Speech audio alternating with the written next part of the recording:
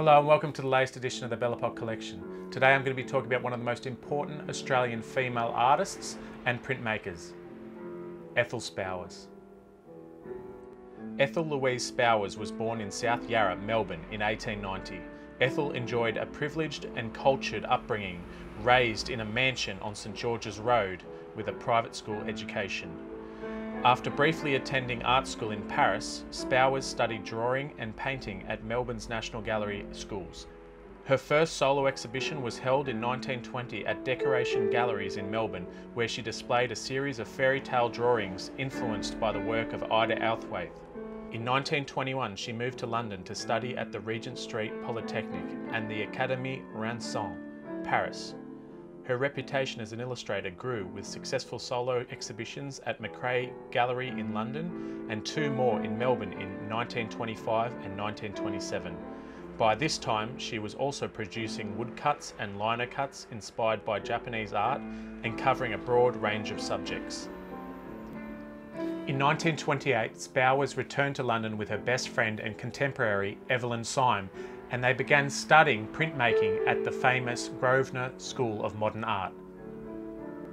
Founded by influential Scottish modernist Ian McNab in 1925, the forward-thinking school was the leading exponent of the modernist lino cut, famous for focusing on modernist ideas of rhythmic design and composition, juxtaposed with contemporary political, social and cultural themes of post-World War I Europe. Significant exponents of this new medium who were associated with or studied at the Grosvenor School included Claude Flight, Sybil Andrews, and Cyril Power.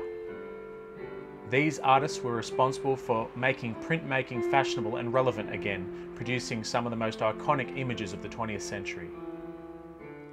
This stunning rare lino cut, titled The Plough, was produced at the Grosvenor School in London in 1928. It was the first lino cut Spowers produced in the modernist style, directly influenced by her studies at the Grosvenor School. The work is charged with rhythmic, dramatic movement and style, and brings a certain excitement to the idea of farming, a seemingly naive theme on the eve of the Great Depression. This particular artwork is also represented at the National Gallery of Australia and the Art Gallery of Ballarat. Spowers also produced another monochrome mirrored version of the plough, which is also highly sought after. In the 1930s, Spowers' lino cuts attracted critical attention for their bold, simplified forms, rhythmic sense of movement, distinctive use of colour, and humorous observation of everyday life, particularly the world of children.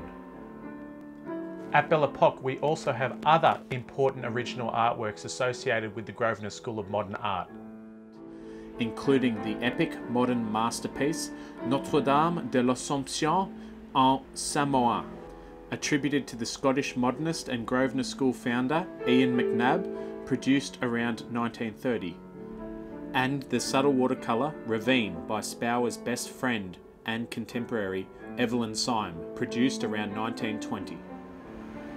In the late 1930s, she stopped practicing as an artist due to ill health, even destroying many of her works, but continued her voluntary work at the Children's Hospital. She died of cancer in 1947. A memorial exhibition of her watercolours, line drawings, wood engravings and colour lino cuts was held at George's Gallery, Melbourne in 1948.